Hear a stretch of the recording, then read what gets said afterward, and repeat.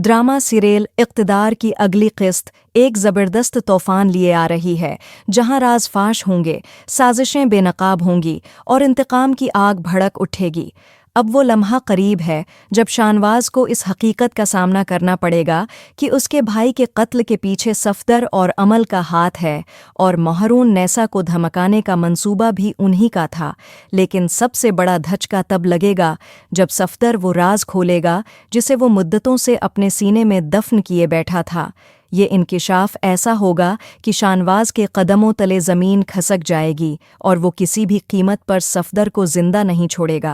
तो आपने अगर अभी तक हमारा चैनल सब्सक्राइब नहीं किया तो कर लें। ये दास्तान सिर्फ इंतकाम की नहीं बल्कि ताकत की एक ऐसी जंग है जहां अमल, जो अब सियासत में कदम रख चुकी है, शानवाज के खिलाफ खड़ी हो चुकी है। जब शानवाज को इस हकीकत का इदराक होता है कि अमल और उसके मामों ने उसके साथ धोखा किया है, तो उसे एहसास होता है कि अब उसकी हमायत में बस एक ही शख्स खड़ा है, उसकी बीवी महरून नैसा। दूसरी तरफ अमल को महरून नैसा के दिन बेदिन बढ़ते असर व रसूख से ख़तरा महसूस हो रहा है। वो जानती है कि अगर महरून नैसा सियासत में कदम रखती है तो वो उसे शिकस्त दे सकती है। अमल का खौफ शहरियार के सामने भी अय्यां होता है और वो अपने शोहर से मशूरा करती है कि वो क्या करे।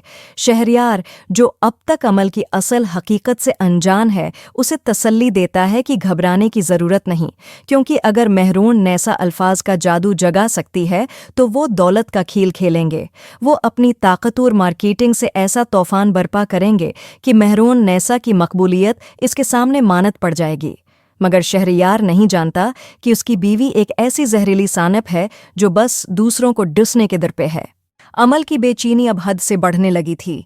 वो अपने वालिद के पास गई और बेसाख्ता बोली, बाबा, मुझे अब भी डर लग रहा है कि कहीं महरून नैसा की वजह से हम इलेक्शन न हार जाएं। सफदर, जो हमेशा अमल की पश्तपनाही करता आया था, मुस्कुराते हुए बोला, बेटा, परेशान होने की कोई ज़रूरत नहीं। मैं कुछ ऐसा करता हूं कि महरून नैसा तुमसे कभी भी जीत न पाए। दूसरी तरफ महरून नैसा को एक नामालूम नंबर से कॉल मौसूल हुई। दूसरी तरफ से एक संजीदा और दबंग आवाज़ गूंजी, आप इलेक्शन में खड़ी हो रही हैं। आपको चाहिए था कि शानवाज की पेशकश ठुकरा देतें। सियासत में कदम रखना कोई आसान बात नहीं, और अगर आपने ये राह चनी तो याद रखें, सियासत में खड़ा होना बाज़ औक़ात मौत को गले लगाने के मुतरादिफ होता है। अगर आप जवानी में बीवा हो गईं तो ये किसी के लिए भी खुश आइंद खबर नहीं होगी। सियासत आपके बस की बात नहीं। बेहतर यही होगा कि अभी जाकर शानवाज से कह दें कि आप उसका साथ नहीं दे सकते, वरना हमारे निशाने पर शानवाज ज़रूर होगा। ये अल्फाज सुनकर महरून नैसा के चेहरे पर हवाइयाँ उड़ने लगें। खौफ की एक लहर इसके बदन में सरायत कर गई। जब शानवाज घर आया तो उसने महरून नैसा के परेशान चेहरे को देखते ही पूछा, क्या हुआ? तुम इतनी घबराई हुई क्यों लग रही हो? महरून नैसा ने थरथराती आवाज में जवाब दिया, मुझे किसी की कॉल आई थी। उसने कहा कि अगर मैंने सियासत में कदम रखा या तुम्हारा साथ दिया तो वो तुम्हें मार डालेंगे। शानवाज, मैं बहुत खौफजदा हूँ। ये दुनिया बहुत जालिम है। यहाँ लोग सिर्फ पैसे के लिए किसी की भी जान ले सकते हैं। मैं ये बर्दाश्त नहीं कर सकती कि कोई तुम्हें नुकसान पहुँचाए। शानवाज ने एक गहरी सांस ली और महरून नैसा के कुंधे पर हाथ रखते हुए मजबूत लहजे में कहा, तुम्हें डरने की कोई ज़रूरत नहीं। ऐसी धमकियां हमें आए दिन मिलती रहती हैं। सियासत में कदम रखने का मतलब ही यही है कि लोग तुम्हें दबाने की कोशिश करेंगे, लेकिन याद रखो, जिसकी जितनी जिंदगी लिखी है वो इतनी ही जिएगा। अगर किसी की मौत का वक्त आ गया तो उसे कोई नहीं रोक सकता, चाहे उसे कोई मार दे या वो खुद ही मर जाए। उसने मजीद कहा, तुम्हें ये सब बातें सोचकर पीछे नहीं हटना चाहिए। अगर तुम मेरा साथ न भी दो तो भी अगर मेरी मौत लिखी है तो वो आकर रहेगी, लेकिन अगर जीना है तो कुछ ऐसा करके जाएं कि हमारे जाने के बाद लोग हमें अच्छे अल्फाज में याद करें। हम कम इज़ कम अपनी ज़िंदगी में कुछ ऐसा कर जाएं जिससे लोगों की बेहतरी हो। अमल एक बार फिर अपने बाप के सामने वही पुरानी फरियाद लेकर बैठी, बाबा, महरून नैसा ने सियासत में हिस्सा ले लिया है। मुझे डर लग रहा है कि कहीं वो जीत न जाए। सफदर ने मुस्कुराते हुए कहा, बेटा, तुम्हें फिक्र करने की जरूरत नहीं है। सियासत में कुछ वार सामने से किए जाते हैं और कुछ पीठ के पीछे। मैंने मेहरून नेसा को इतना डरा दिया है कि अब वो शानवाज का साथ देने से ही इनकार कर देगी। इसे शानवाज की जान जो बहुत प्यारी है, ये मेरा गेम प्लान है और तुमने उसे खराब नहीं करना। अब तुम्हें जीतने से कोई नहीं रोक सकता। जब तुम जीतोगी तो हम शानवाज की शिकस्त का जश्न मनाएंगे। दूसरी तरफ राफे और उरूज की लड़ाइयों में भी शिद्दत आती जा रही थी। उरूज अब अपनी सास का एहतराम तक नहीं कर रही थी।